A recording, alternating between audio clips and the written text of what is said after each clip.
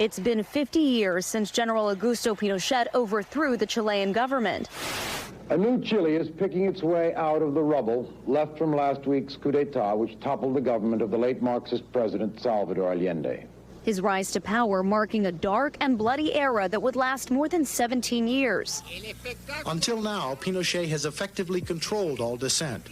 He's exiled 10,000 Chileans and jailed thousands of others. Torture here is common. More than 40,000 people were executed, detained, and tortured during Pinochet's rule, according to government estimates. Tremendous amounts of repression, some of which included what would become standard operating procedure for other right-wing military dictatorships of the period, like, for instance, the disappearance of individuals without a trace. 5 decades later, thousands marching in memory of those who disappeared. The scars of those brutal tactics are still felt across the country. The government says more than 1,000 people who vanished during the dirty war are still unaccounted for, including this woman's father. She now wears his picture around her neck. Soy hija de Plutarco Cousi Benavides, detenido y desaparecido el 21 de septiembre de 1973. As time passes, the voices of relatives only grow louder, desperate to find out what happened to the still missing. Instead of answers, all they've gotten have been dire theories. For some, the rumors are that they were thrown into the ocean.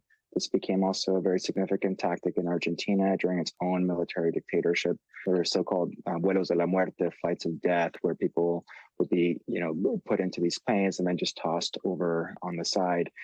So far, 307 people have been found, some buried in mass grave sites unearthed in the Atacama Desert.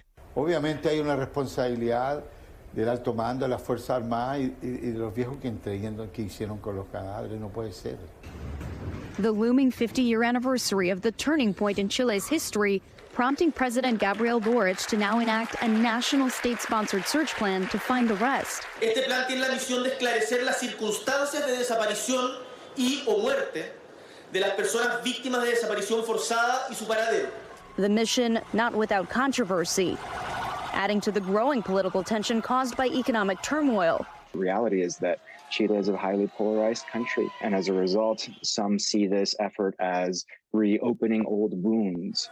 Some see this effort as a way to distract attention from what have been some economic problems in the country under the Boric administration.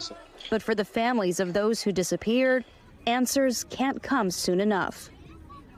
And Valerie Castro joins us now in studio. Valerie, there are still so many questions about the Pinochet regime and their time in power.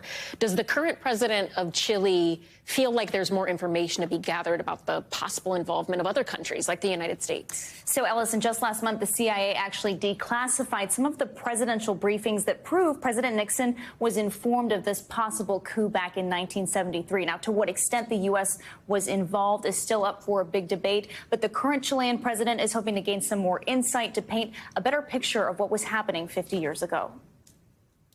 Valerie Castro, thank you. Thanks for watching our YouTube channel. Follow today's top stories and breaking news by downloading the NBC News app.